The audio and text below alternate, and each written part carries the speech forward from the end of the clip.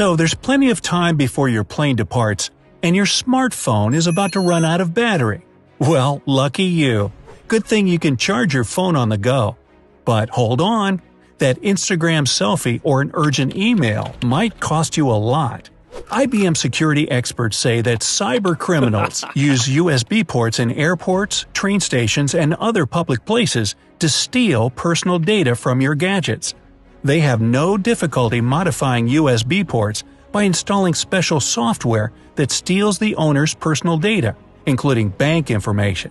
You might think that it's a bit paranoid, but cyber criminals are becoming more active, and this is no joke.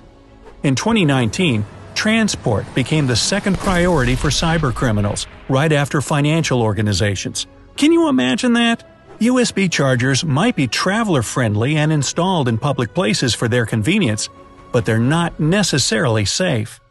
Caleb Barlow, Vice President of X-Force Threat Intelligence at IBM Security, says that travelers have always been vulnerable. Centuries ago, they were attacked by pirates, but nowadays, most of the thefts happen on a digital level. The thing is that smartphones receive data through the same USB port that they charge from. In 2016, Kaspersky Laboratory staff learned to install external software and viruses on smartphones using USB cables. The whole procedure only took them 3 minutes. Sure, the cybersecurity guru used their discovery to develop an antidote, but the ones after your info won't be so noble.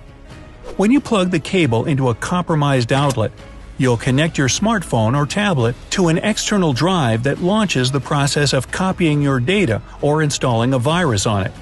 They'll get access to all your personal information in no time. That includes your bank account, email, text messages, photos, and contacts. This technology is known as juice jacking. Another way they use to steal your data is called video jacking, which is also based on using a modified USB port.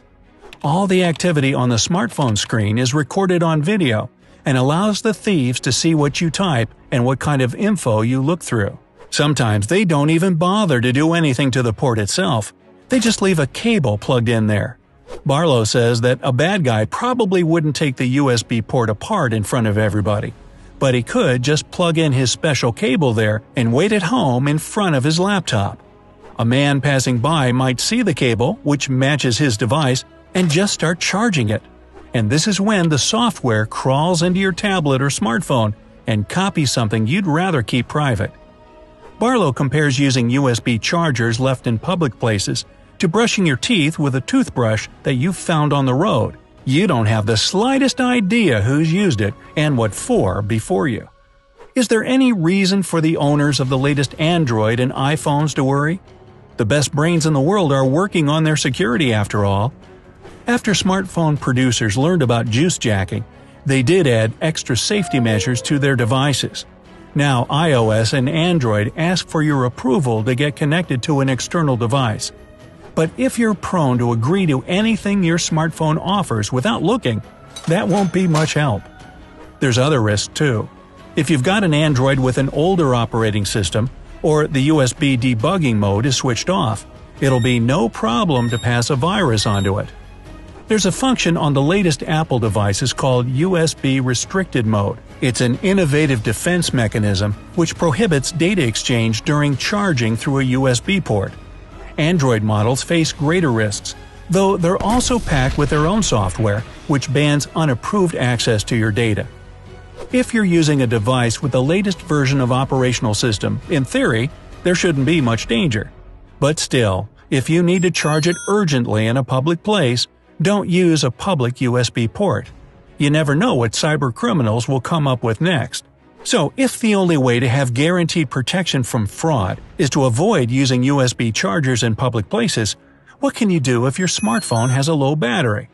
Well, bring a common charger and plug it in a common outlet. This is less convenient since there aren't as many of them in airports, but it's definitely safe. Another option is to charge a power bank through a USB port and then charge your smartphone with it. If that's still not enough, you could buy a special USB cable, which lets you charge the device but doesn't allow the exchange of data. You can also follow